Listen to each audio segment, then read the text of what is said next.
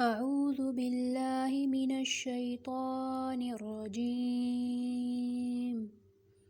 بسم الله الرحمن الرحيم. يا أيها النبي جاهد الكفار والمنافقين واغلظ عليهم ومأواهم جهنم وبئس المصير.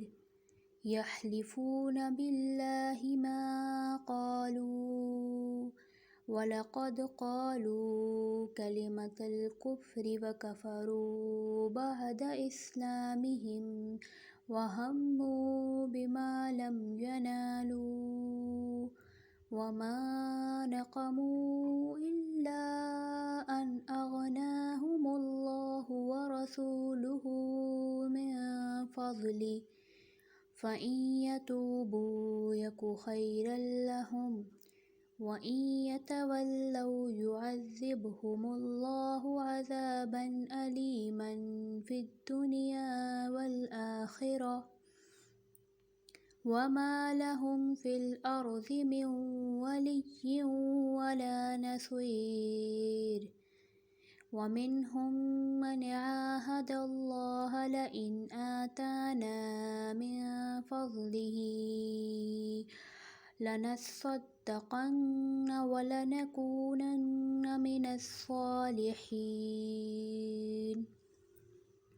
فلما آتاهم من فضله بخلوا به وتولوا وهم معرضون. فأعقبهم نفاقا في قلوبهم إلى يوم يلقونه بما أخلفوا الله ما وعدوه وبما كانوا يكذبون. ألم يعلموا أن الله يعلم سرهم ونجواهم وأن الله علام الغيوب. الذين يلمزون المطوعين من المؤمنين في الصدقات والذين لا يجدون إلا جهدهم فيسخرون منهم سخر الله منهم ولهم عذاب أليم.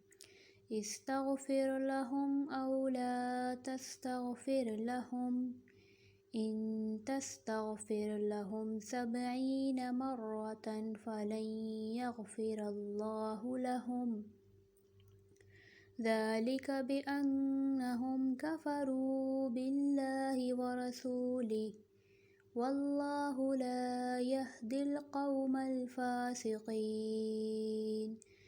فرح المخلفون بمقعدهم خلاف رسول الله وكرهوا أن يجاهدوا بأموالهم وأنفسهم في سبيل الله وقالوا لا تنفروا في الحر قل نار جهنم أشد حرا لو كانوا يفقهون.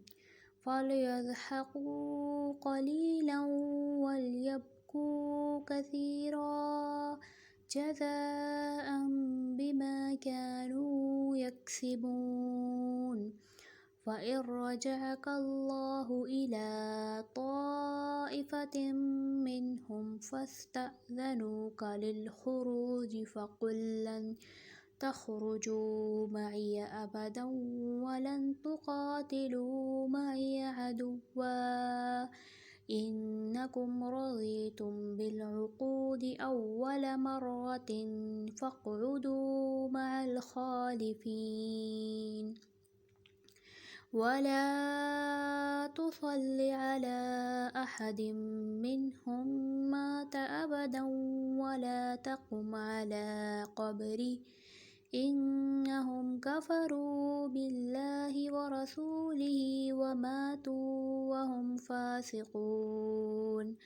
ولا تعجبك أموالهم وأولادهم إنما يريد الله أن يعذبهم بها في الدنيا وتزهق أنفسهم وهم كافرون وإذا أنزلت سورة أن آمنوا بالله وجاهدوا مع رسوله استأذنك أولو الطول منهم وقالوا ذرنا نكن مع القاعدين رضوا بأن يكونوا مع الخوالف وطبع على قلوبهم فهم لا يفقهون لكن الرسول والذين آمنوا معه جاهدوا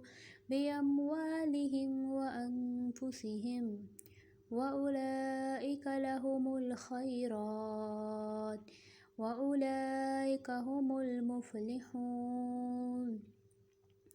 أعد الله لهم جنات تجري من تحتها الأنهار خالدين فيها ذلك الفوز العظيم وجاء المعذرون من الأعراب ليؤذن لهم وقعد الذين كذبوا الله ورسوله سيصيب الذين كفروا منهم عذاب أليم ليس على الضعفاء ولا على المرضى ولا على الذين لا يجدون ما ينفقون حرج إذا نصحوا لله ورسوله وما على المحسنين من سبيل والله غفور رحيم.